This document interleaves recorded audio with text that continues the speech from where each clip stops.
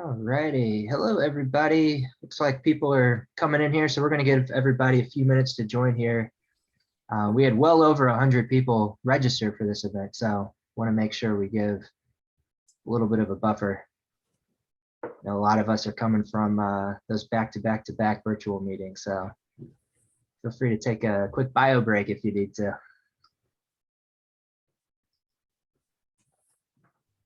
Ed, we should have had some good elevator music queued up. Yeah, should have thought of that one. Get your guitar out, Mud. I do have a That's what I was guitar. gonna say. Ed, you gotta just break it out. You can't see the guitars behind my virtual background here. Ed always has one within arm's reach. I don't think I do. I could probably grab four, but right now. We'll give to 402. We'll get things kicked off here at 403.5. How about that? Well, you tell me when it's half because I can't see that. I can't either. I'll make it up. Ed, if you remember, our band name in college was the Bottom Shelf. Bottom shelf. That's great. We were not the top shelf. Or even the middle shelf. Daniel, I used to work in the soup industry. Campbell Soup was my client for 6 years, and the bottom shelf was where they put all the favorites. There you go. Like the tomato soup and the cream and mushroom, because you sort of read top to bottom, left to right, and they wanted you to see all the other ones before you got to an early use of behavioral science. I love it. Yeah. It's very true. All righty. Ed, how about you get us started? I know you've got a little intro here prepared for us. Absolutely. So good afternoon, everybody. I can't see who's all on, but I'm hoping there's a bunch out there. I'd like to welcome you all to a Brightside sponsored Fireside Chat with Brightside CEO Tom Spann and the author of the Financial Wellness Mandate, Daniel Bryant. For those that don't know me, my name is Ed Meltzer. I am the VP of Sales in the Midwest for Brightside, and I am personally super excited for this event as I've spent nearly 25 years dealing with the topic of financial wellness, and now with Brightside Financial Care. So it's a topic that's near and dear to my heart, as well as all of you here today. Daniel is so passionate that he wrote a best-selling book, and Tom is so passionate about solving the problem of financial stress in the workplace that he founded Brightside, a perfect pairing, if you will. So I've known Daniel for a number of years and approached him about this event a few months ago, and we're just really pleased we were able to make it happen and that we have so many amazing attendees. Thank you for taking the time to join us. A little intro here of Daniel. He's the president of national sales for retirement and private wealth at Sheridan Road Financial, which is a division of Hub International. I can vouch that he is a dynamic industry thought leader and passionate about driving outcomes for his clients and their employees. His bio tells me also that he thrives on new experiences, which explains how I talked him into this in the first place. And our other esteemed guest is Tom Spann, who's the CEO and co-founder of Brightside. Brightside has an innovative approach to improving an employee's financial health. We've invented a new category that we call financial care. And prior to bringing life to Brightside, Tom was the founder and CEO of Accolade, which is an industry-leading healthcare navigation company. And on the top of my screen, anyway, is my talented colleague, Tom Mudd, who's the head of sales development here at Brightside. He's going to help guide the conversation today. We're also going to be monitoring Zoom for questions throughout the presentation. So please use the Q&A function at the bottom of the Zoom window. And you can ask anonymously if you'd like by clicking the anonymous box once you start typing. So without further ado, Mr. Tom Mudd, take it away. Awesome. Thank you, Ed. And thank you, Tom and Daniel, for being here. My role today really is to do as little as talking as possible. I know Tom and Daniel both have a lot to say on this topic. So I'm just here to help guide the conversation. And with that, wanted to just kind of start with the softball question for Daniel. You've been in this industry for a while. You recently wrote this book. Why'd you write a book about financial wellness and why now? Yeah, thanks, Tom, and just thanks everybody for tuning in this afternoon. And Tom, my co-pilot here today, really excited to be on the same Zoom call with you. The short answer is, the time is now. So when I started thinking about writing the book, this was about 3 years ago. I've been talking about retirement planning. We're talking about outcomes, improving outcomes. We were talking about how much change there was in the industry. There was technology and fintech and big data and employee benefits and voluntary sleeves and this and that. The world seemed like it was changing at a breakneck pace. You also had a changing demographic. I know that we're going to talk about that was really sort of a tsunami of new patrons or consumers in the workplace. And I think ultimately, I was at a conference called Outcomes that Ross Marino and I sort of crafted back in like 2016, 2017, put it on in 2018.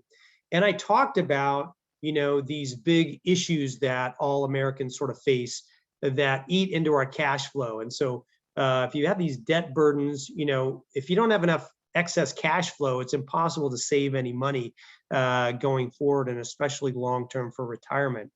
So the long story short, Tom, is the reason why I wrote the book was I wasn't sure that anybody had really stepped back and said, what is really happening here? And why is corporate America at the epicenter or the logical distribution vehicle to provide financial wellness solutions? And what does financial wellness even mean anyway? And so it was because of that and all of the conversations I had with clients around what is now known as financial wellness, but they wouldn't call it that, in 2014, 2015. And so I felt like this was a good sort of handbook for business owners, advisors, HR directors to say, hey, look, this is why it's so important. This is the role that employees and employers play in delivering financial wellness. And the receptivity, as you said, has been just off the charts. So that's why I wrote it. One of the most painful things I've ever done. I mean, I'm not sure I can do it again, but it was 20 months worth, 500 interviews, and I'm pleased with the way it came out. Well, and Daniel, on that note, I did prepare just one slide today, and I pulled it from, I know you give presentations like this a lot. It's an eyesore, but there's a lot of stats here. And I feel like we're constantly bombarded with stats like these. Can you kind of give us kind of what your talk track is on these stats, what you're looking at? And while doing that, I'd love to hear kind of how you think about financial wellness. Everyone seems to have their own definition of what financial wellness even is, and financial sickness for that matter, some of these stats allude to. Yeah. So I think I talk about these statistics all the time, and I think they're sort of attention grabbers. They're real statistics. They're depressing. And I think a lot of people don't think about, America or Americans in this way. And so, over half of the world's population is under 30 years old. When I say that, and I'm saying that right now, I think that alone just sort of blows people away. The average attention span of an American is 7 seconds. A squirrel, Nemo in the fishbowl at home, is 8 seconds, right? We have no financial literacy requirements basically in this country. US literacy is at an 8th grade level. Financial literacy, Tom, is at a 6th grade level. And more people own a mobile device than a toothbrush. And I always make a joke around, this isn't any sort of commentary about good dental hygiene, but it does beg the question, this is the world in which we live, right? It is a world that's changing so rapidly. It's global. There's so many different things that are bombarding us. And yet when you look at some of these stats, I'll just go through a couple of them. One that's not on here is we have 150 million Americans approximately that have no savings whatsoever. It's a big goose egg. It's absolutely zero. 80% have insufficient savings in case of an emergency. And what we mean by that is $1,000, right? So for the purposes of this study, it was $1,000 of savings. 80% don't have that in case something happens. 75% of us, and it doesn't matter, if you're on the factory floor or if you're me and Tom, I mean, we are living with some sort of financial anxiety every single day. And that impacts our families, our relationships, our job, our presenteeism, our ability to do the job. It affects every single thing that we do every single day. We talk about, 73% of employers or employees expect employers to be responsible for their financial well-being. And that's sort of a totally new paradigm shift when we think about that. When I was starting out in work, I would never ask my boss to help me financially plan my day or my week. He would have looked at me and said, go back and continue modeling. It just doesn't work like that. And I think the one thing you asked about, what is financial wellness? What's fascinating about this, and I get all fired up about this stuff, is literally before 2015, nobody was using the phrase financial wellness. It's a generalization, but it's largely true. If you look at any conference, you look at any company, any fintech company, talk to HR directors, before really late 2015, early 2016, the phrase financial wellness really wasn't a thing. And it was because of all of these things that we're going to talk about today that are coming to bear, which describes really a journey. I always talk about a journey. Financial wellness is going from a place of financial anxiety or stress along this life continuum to a place of financial freedom or fitness or independence. And that's really what it is. And lastly, Tom, we talked about this the other day, but when I teach classes as well. When I ask people what financial wellness is, I get 10 different answers, right? But when I say, what is financial illness? Everybody raises their hand and they've got a definition of what financial illness is. So I think for us, it's really the opposite of financial illness. It's being able to budget, plan, and save for today, for next week, next month, and then ultimately for the rest of our lives. But yeah, depressing a bunch of statistics here, but all true, and really sort of provides the framework for the entire book. No, thank you for that. And I think on that note too, Tom, it's interesting, that Ed and Daniel have obviously been in this space for a number of years, but you come at it from a different angle. You come at it from the healthcare angle. Can you share a little bit about, how Brightside came to be and what your experience in the healthcare space, taught you about financial health in this country? The answer is probably not much. But Brightside came to be, it was the idea of a benefits executive, Sean Levitt at Comcast, whose husband is actually coming over to my house in an hour for dinner and to give me a haircut tonight. But, Sean looked at this problem and said it was costing him $250 million a year. He had a consultancy, WTW, look at that. And started kicking around with some people the idea that, how could this be addressed and what was out there? And what he saw was a number of companies that were saying they were financial wellness companies, and they kind of fell into two categories. One is, I think, what we think of as financial wellness companies, companies that are unbiased and trying to help people create a financial plan and a budget and some of those things.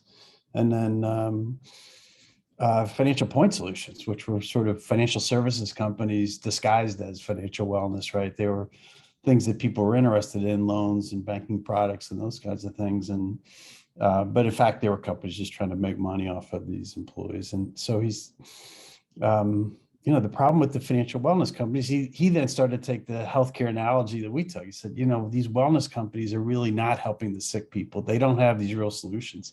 Some of these point solutions are helping these sick people.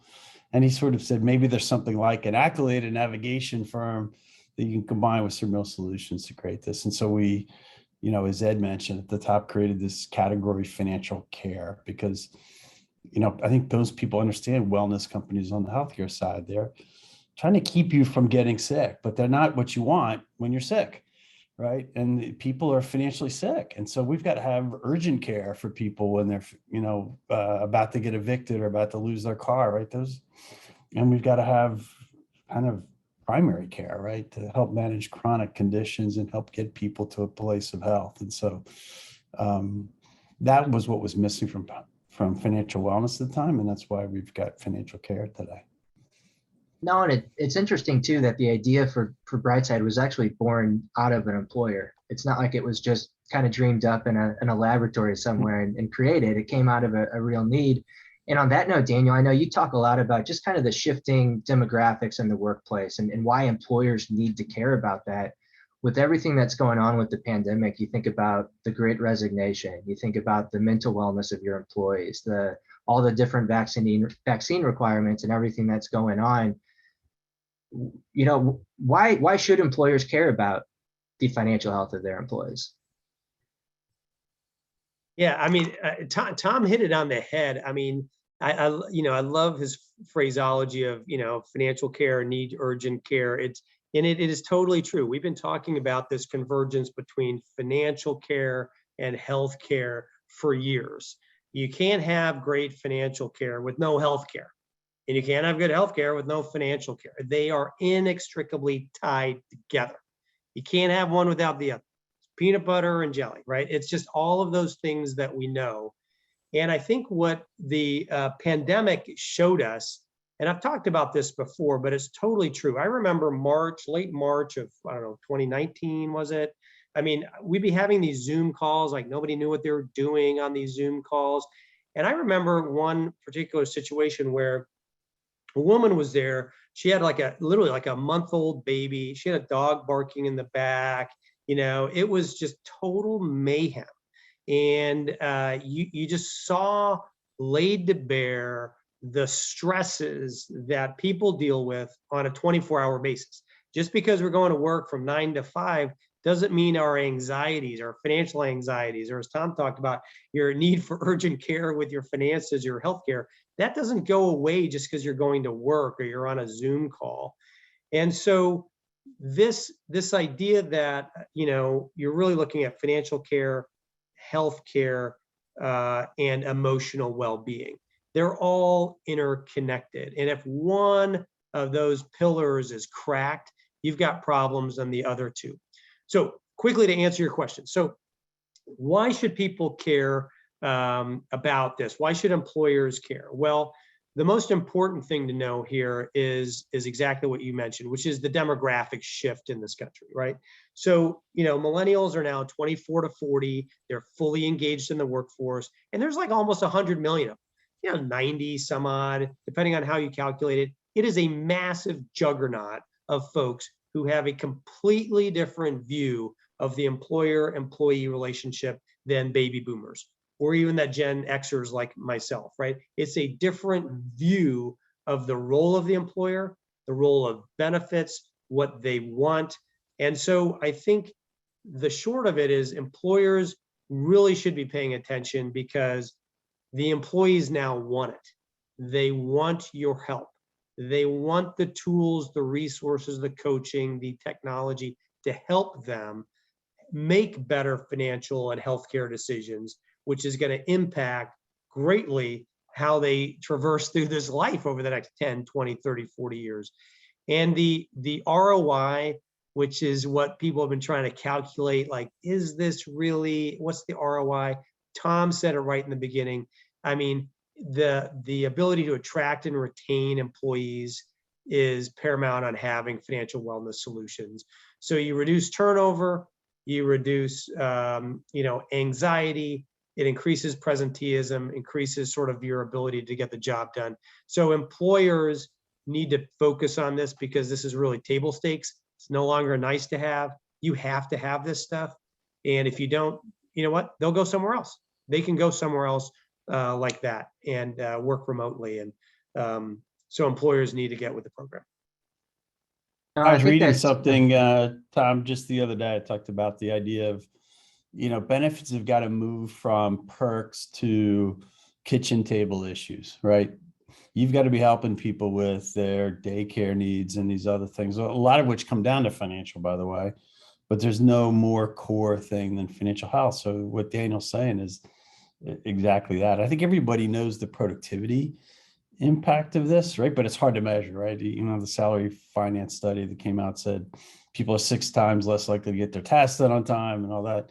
But what we're seeing is driving the demand right now and there's always been this sort of retirement push, right? This idea that we have some obligation to get people ready to retire, and there's some advantages to it in terms of keeping the workforce productive. But retention, as Daniel mentioned, is a huge thing. And then related to that is diversity, equity, inclusion, right? If Blacks have 10% of the net worth of whites and women are 50% more likely to be under financial stress, and people are twice as likely to leave when they're under financial stress, right? Because of exactly what Daniel was saying, right? People show up to work for financial security. So when they don't get it, they disengage from their employer. It's even more frustrating. And so, it's a huge opportunity to do something tangible around diversity and inclusion.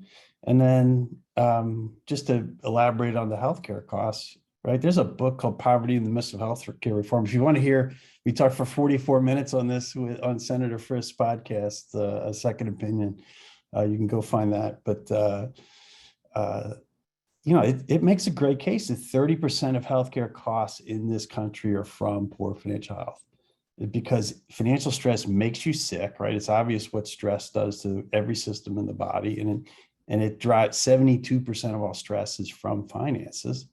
And then it keeps you from getting better. It's the biggest social determinant of health, right? I saw at Accolade, 80% of people came in with some non-medical barrier to them getting the right care. And 70% of the time, that barrier was financial, right? 40% of people skip a doctor visit every year, 25 it's scheduled procedure, all that kind of stuff, right? So if you want to lower your healthcare costs, which every employer wants to do, you've got to tackle financial health. Yeah, I would just say, I just sort of tie that in. I mean, totally spot on. And I think, when you start breaking out the demographics, so maybe it's people in their 20s or 30s or 40s or 50s or 60s or whatever it is. But, I remember working with a client and they said, look, we've got X, we got 27 or 28% of our employees are over 62. And we want to make sure that they've got a natural sort of soft landing into retirement. That said, their costs, their benefit costs of those people over 62 or 65 are going up 18 to 25% per year when you add it all up together, right, Tom? And so you've got that, and then you got their productivity is going down and waning. So you've got this really weird situation where if they're not ready to retire, they just keep working and they don't want to be there necessarily. Their costs are going up, productivity is going down. So it just makes logical sense that employers would say, hey, what are we going to do to help our different cohorts of employees get to where they need to go? I don't know if it's retirement, maybe it's just to goof off or spend more time with the grandkids or whatever it is. I mean, we don't know everything, but we want them to be financially secure to be able to do what they want to do in those last, years of their life. And I think, Tom, you're spot on. I mean, I think employers now have an obligation, whether you like it or not. We are the chassis that these people have hooked themselves to, and we've got to help them. And bring that retirement question back to my point on diversity, equity, and inclusion, right? Totally. Blacks are participating in your 401k programs, your retirement programs at half the rate. Twice as many don't have any savings for retirement. And it's because, they've got basic fundamental financial sickness, as we've talked about before, at a much higher rate. And so, if you want them participating in the retirement, have the same opportunity to retire, then you've got to address today's financial needs, which is what, you pointed out, the surveys are all saying, this is the benefit. Help me with my finances today. That's much more relevant when half the country's under 30 than help me retire at 65. Yeah, totally agree. I think there've been a lot of interesting things, obviously, to come out of the pandemic. I think one of the interesting things, though, related to what we all do is the increased focus on employee well-being. And having just talked about what we did, it's clear why employers are focused on that. What would you say to an employer that, is looking at employee well-being, but maybe they're prioritizing the mental health piece first? Is there a pillar that's more important than the others?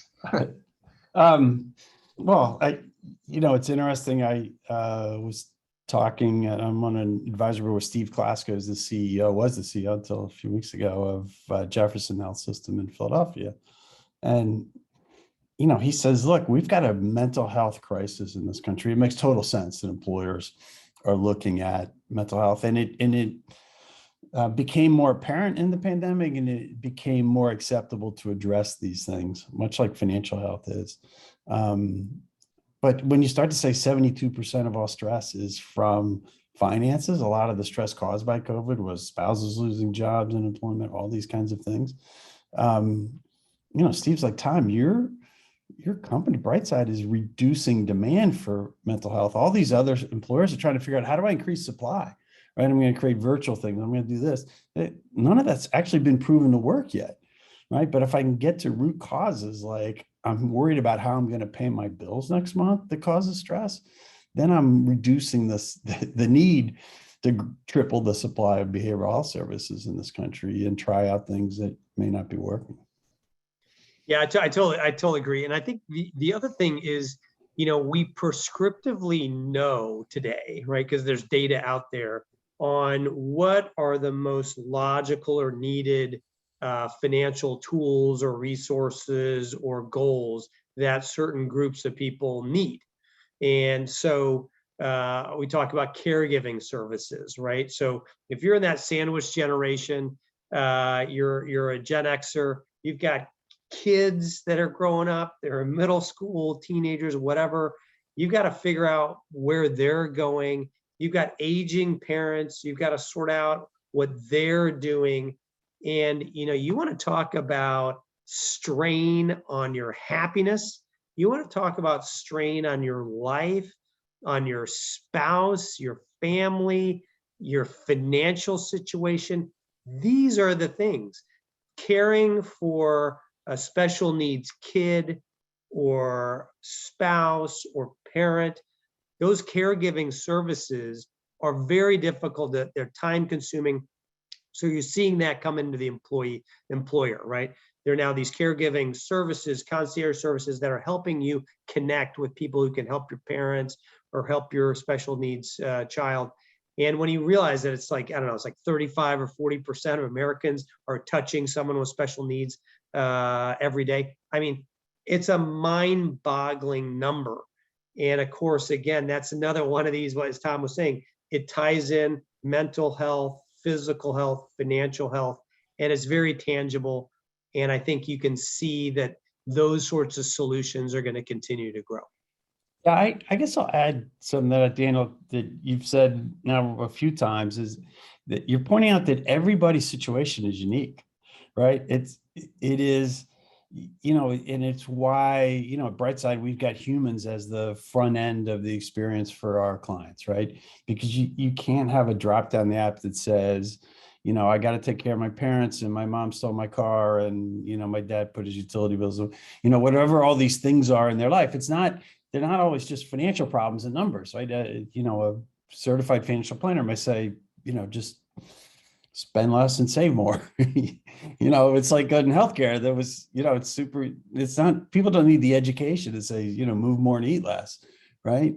But they've got all these real life situations that are barriers to them doing the right thing for their financial health. And their literacy is a part of that, but education has been proven not to work unless it's delivered bite-sized, relevant to that person in a moment that matters. And so those are key elements that need to be part of the solution. On that note, yeah, I was going to say on that note too, I mean, Daniel, you've got an entire section of your book dedicated to the behavioral economics or the behavioral psychology of finances. Can you kind of give us the 101 Cliff Notes version of what you talk about in your book and how behavioral economics plays into all these different financial health issues? Yeah, as a good lead in, Tom mentioned it. I mean, there's all sorts of studies that show that, education, financial education in all its many forms really changes behavior 0.1% of the time, less than 1% of the time. All these studies show it's de minimis, right? I can tell you interest rates are going up. This is what you should do with your bond portfolio. Nobody does it, right? nobody makes a change. It just goes in one ear, out the other. So what we have to do is change people's behavior, which is very difficult given we're in a society where people are bombarding us all the time to make bad financial decisions. Emotional purchasing, buy this, do this, add this to the cart. So I think, what's happened with behavioral economics or behavioral finance, which really I talk about in the book, it wasn't even a major at Harvard or MIT until like 2018. It wasn't even like a known major field of study. So a lot of people used to call it, organizational behavior, social science, all these different things. But I think what we've seen is that, we need to put in place tools that help people help themselves. So unfortunately, they call it socialistic capitalism, right? That's what Richard Thaler and Shlomo Bernardsky and all these folks talked about. And that really, that development of how we help people help themselves in the 401k plan, and it was, put in place by the Pension Protection Act in 2006, really is a defining watershed moment. And I think it gets glossed over because it's 401k plan, but it really was this idea of automatically enrolling people. We know that people, given to their own devices, were not enrolling in the way in which they should in their 401k plan. So if you automatic enroll people, we know that now your enrollments are in the mid 80%. If you don't, it's in the 40% range. And people stay in, once they're in, they stay in. So I think behavioral finance is a fascinating look and study on how we run towards or away from risk every single day in our lives. And so we need to build a support system around us that pushes us in a direction where we can make better financial decisions. Because everything we do, unfortunately, right, Tom, it's financially, it involves money. It involves an exchange of something, time, money, effort. And I think that, the better we manage that, the better position we're going to be in. The other crazy thing is, we have this presenteeism, your future self I talk about in the book, right? We cannot literally envision ourselves in 10 or 20 years. We think of that person in the third person. We can, so telling someone you've got to save for retirement in 40 years, they're like, what? No, I don't have to deal with that. That myself in 40 years is going to have to deal with that. You've got to put in place tiny little things that move people in the right direction. I didn't do a great job. When I was that age, I thought my dirt bike was going to kill me long before I got to be 45. So I wasn't worried about it. It just to sort of put a point on it, Accolade was built around this principle and so is Brightside, right? And to simplify a lot of that, things like auto enrolling and all those things are simply about making it easy for the person. People will do the easiest things, right? Thaler, won the Nobel Prize, and he said behavioral economists don't believe people are stupid, right? Because you see this, that seems to be irrational decisions, right? The rational person would do this thing and save for retirement. So, right? They don't believe that. They believe the world is hard, right? And for every decision and every action, there are motivating forces and inhibiting forces, right? At Brightside, we talk about what are their motivators and what are their barriers, right? If we were driving on a freeway, there's motivating forces that make you want to drive faster, and there's inhibiting forces. Like I don't want to hurt anybody or myself, and I don't want to get a ticket. But if you made those inhibiting forces go away, people would drive really fast, right? That has a much bigger influence on behavior than, the trying to inspire somebody. Like what's getting in their way from doing this thing? And it's all these life context things, as well as just making the decision easy and executable, right? Which is why we've got this idea in Brightside of Real Solutions, why we got humans that sometimes just do stuff for you. We'll help you, we'll call the daycare place, we'll find the benefit in Georgia that subsidizes 75% of your daycare, right? Because it's just, if you're a single mom working at a call center in Mississippi, you don't have time to shop the way you might want to shop for financial products or any of those things. And so, I kind of always summarize all the behavioral economics things. There's a lot more sophistication to it, but it's down to how do I make it easy for somebody to do the right thing about their personal finances for themselves. No, absolutely. And at the beginning of the conversation, Daniel, you had, I think, made the comment that financial wellness is a journey. And I don't know if anyone caught it, but on that messy slide of stats there's a quote that basically said, I think it was like 56% of people would take a punch in the face from Mike Tyson to get their student loans forgiven. Essentially, I don't know that I'm in that group. I've seen enough of fights of Mike Tyson, but we like to use a similar quote at Brightside. It's everyone has a plan until they get punched in the face, and then that plan goes out the window. And I just think that's so evident in the types of things that people are struggling with. And it really shines a light on how powerful some of these, behavioral economic courses are as well. And Tom, it also shines a light on, I forget who it was that did it. I think one of the accounting firms, but surveyed employers and employees and asked employers, what do your people need from a financial health perspective? And they said, they need, a financial plan and a budget. And asked employees what they need. They said, I need to know what to do next, right? Give me a simple step to move forward. And then at some point they can get healthy enough to get to a financial plan. But if you're financially sick, it's what do I do now? We just had a question pop in kind of on this topic. You talked about auto enrolling in 401ks. What are some other things employers can do to make financial wellness easy for their employees? Yeah, I think there's a lot of things that employers can do. I think that,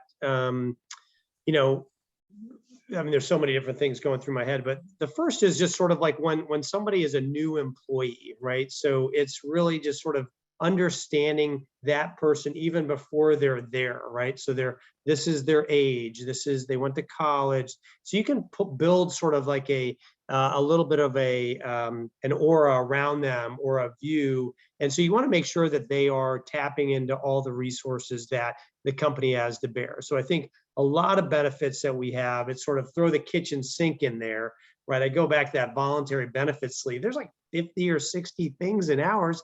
Nobody knows what's in there. There's financial planning in the EAP. There's estate planning. There's all these things that you're already paying for that you may not know you have access to.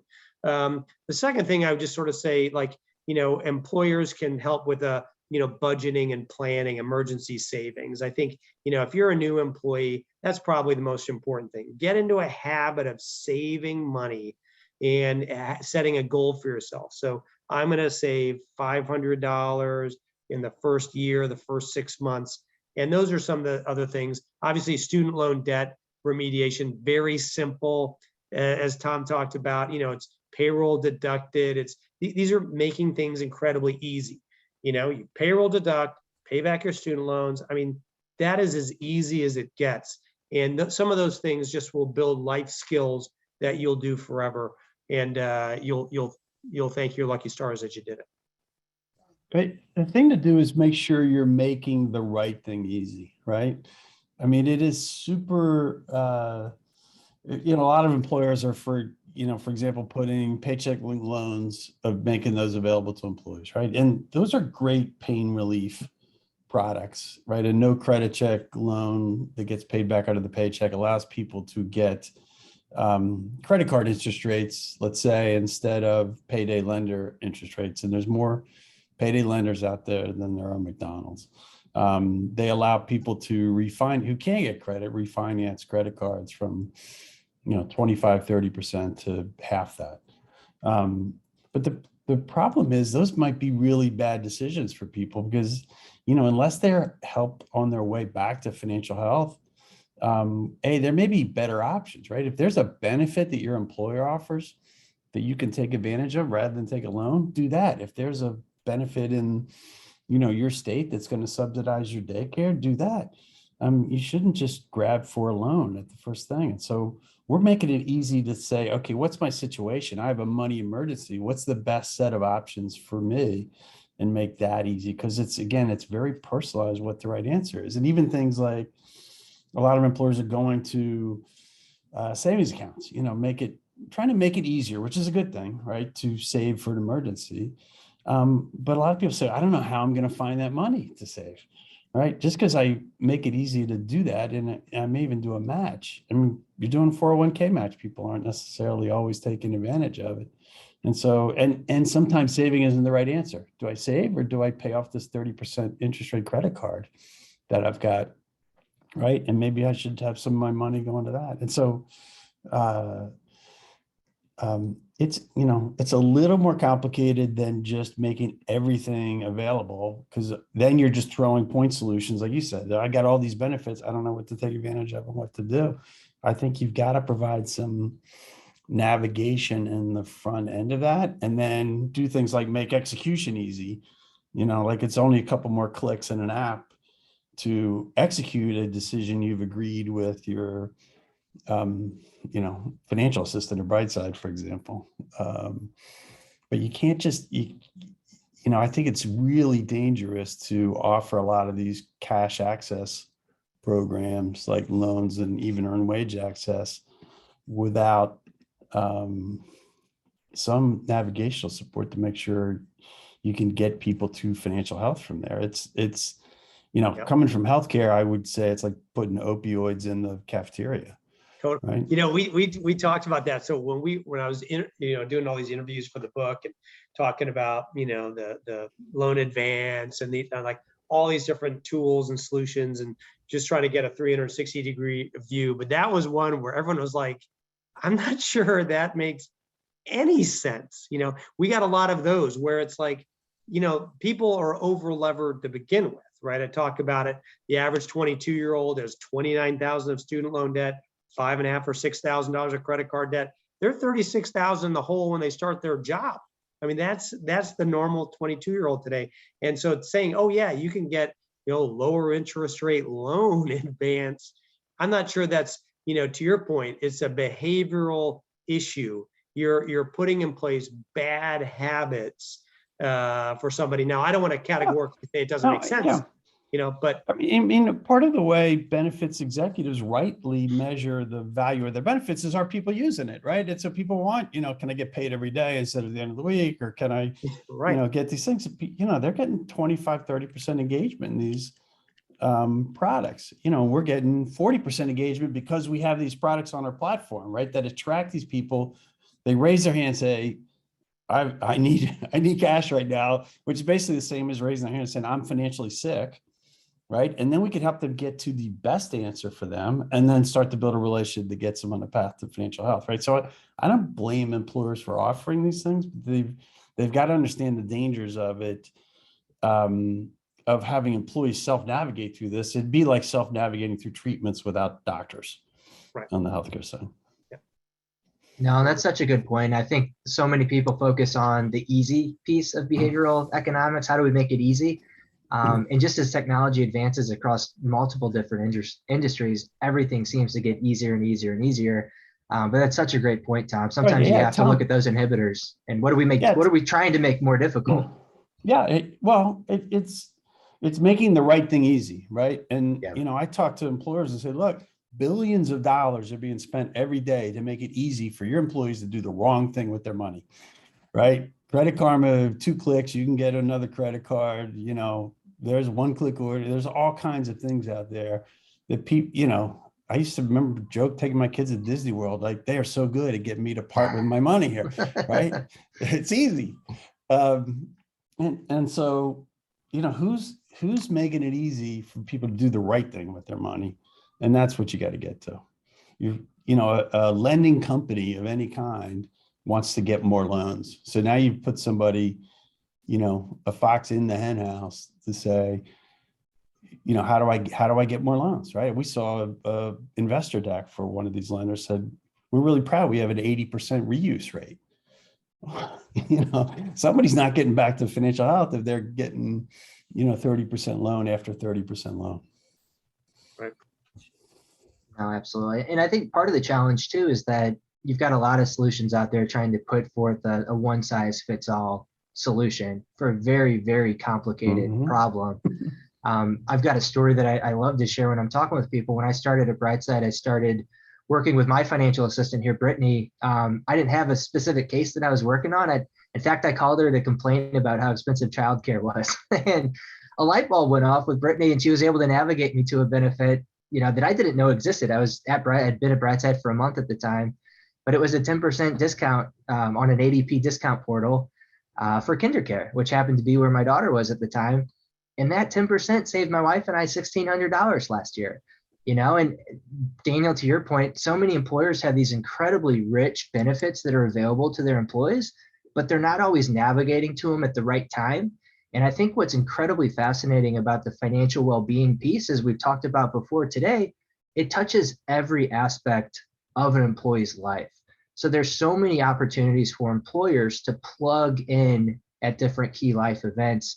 And I know we've seen success with that at Brightside, but it's not just about retirement. It's when someone goes on maternity leave, diapers are expensive, or parental leave. If someone goes out on disability, there's a lot of opportunities there, for an employer to really kind of step in and maximize benefits that are already in place. Yeah, I think financial wellness is this great thing. It really is highlighting and put a spotlight on all of the different life milestones that we have to plan for, right? For decades, really, since Fidelity was the big juggernaut for 401k plans, we've been focused on retirement. I mean, that's all people have been talking about. And then you realize you need resources, you need help, you need, pockets of money and help and support all along the way. It's not like you save and it's all smooth sailing like the charts show. That's not how it works. It's like this. You got to buy a house or an apartment, or you've got childcare, you've got a wedding, and there's all these things. I think that's one of the great things that this whole conversation around financial well-being, financial wellness is. It does exactly what Tom said.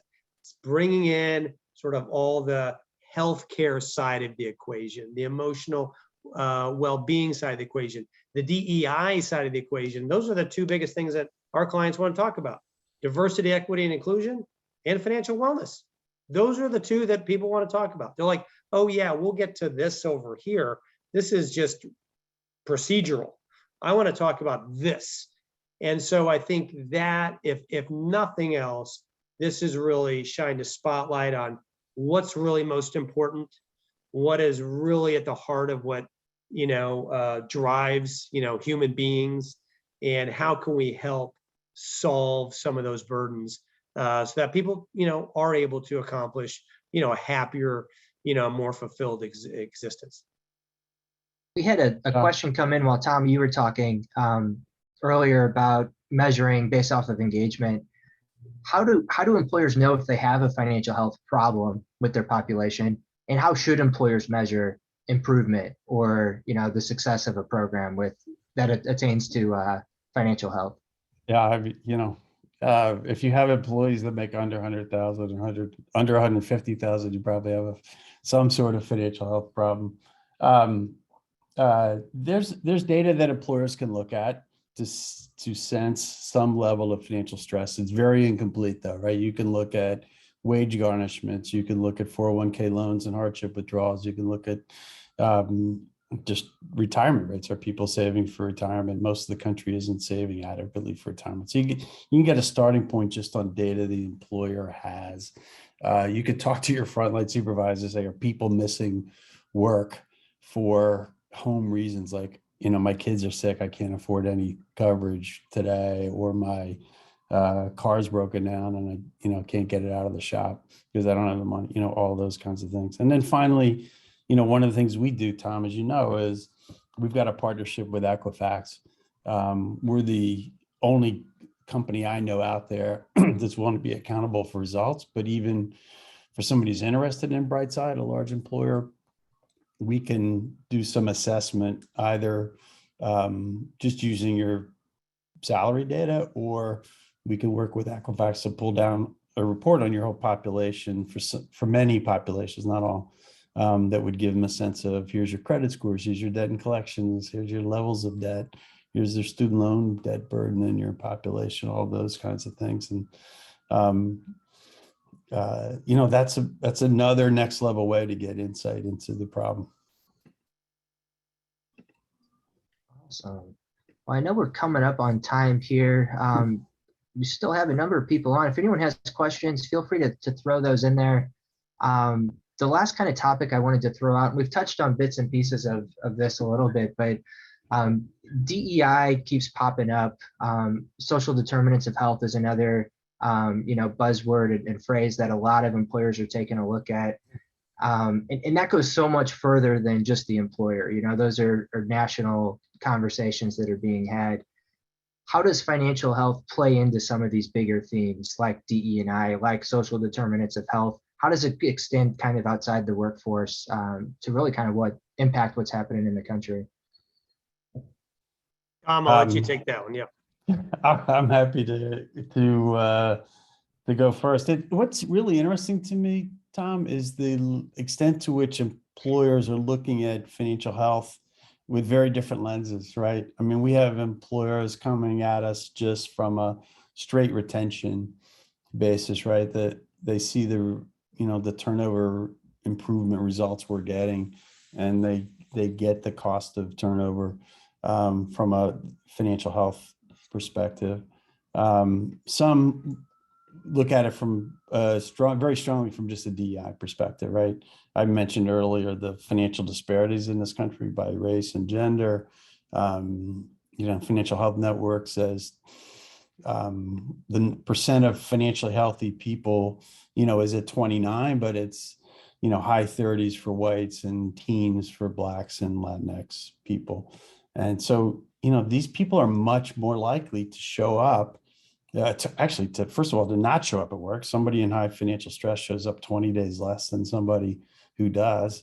And then, there's all these impacts on productivity and just IQ points. And there's studies, really great studies that show you lose between 13 and 30% of your IQ points. So how do I expect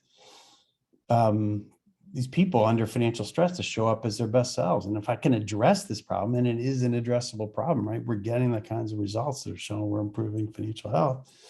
Then all of a sudden now these people not only are staying, but they're advancing because they're doing a great job at work every day.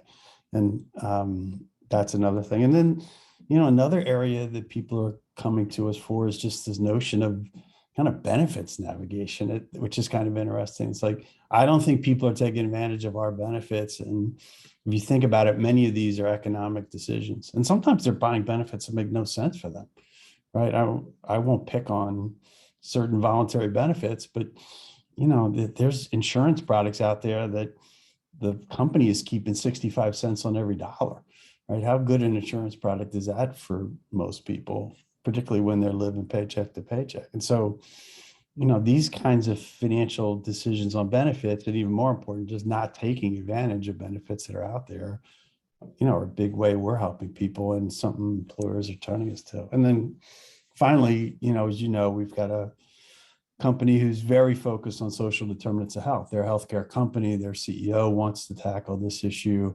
on a national level and have their company be a force for this. And there is no bigger social determinant of health than finances, right? For all the reasons I said, right? And, you look at the list of social determinants of health, it's not only, finance is on the list, but then it says, well, it's the neighborhood you live in, and it's the availability of good groceries near where you are. Guess what? All those are related to, they said zip code determines life expectancy.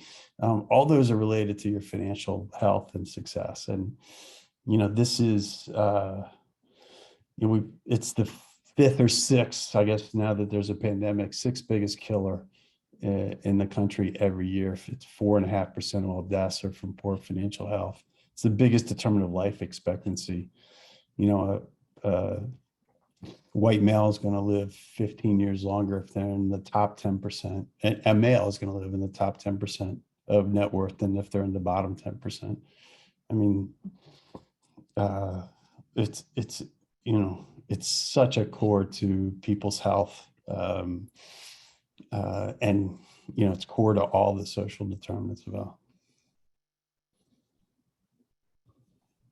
Yeah, I don't have really anything else to add. I mean, Tom was spot on that. I mean, it was, it's all interconnected. And I think, what, Brightside is doing and the approach that you are taking is the appropriate, most responsible, hands-on, knowing that everybody is differentiated. So it's not one size fits all, but you do have these major life moments that you can choreograph to some extent. So you know what the issues are, but everybody has them at different times. And I think this is this generation's major burden and problem that we're trying to solve and address and be more impactful with our employees.